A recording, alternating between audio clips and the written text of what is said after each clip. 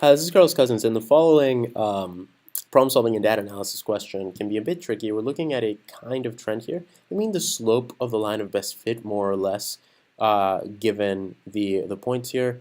But still, when you're looking at the answer choices, you might argue that there may be a slightly negative line of best fit here, sort of going, not even kind of like this. It's hard to tell.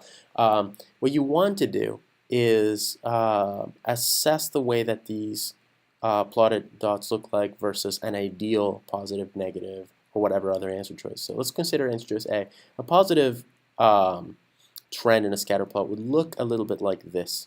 But we certainly don't see this here. If anything, it seems to be going negative. But then an ideal negative one would generally look a little like this. And it seems to be sort of all over the place. Sometimes it goes up, sometimes it goes down. It doesn't seem like a very good negative correlation or negative trend at all.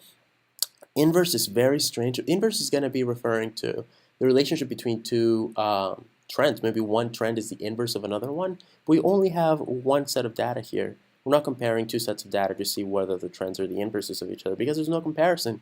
Answer choice C doesn't make sense. No trend is shown is the best answer choice here.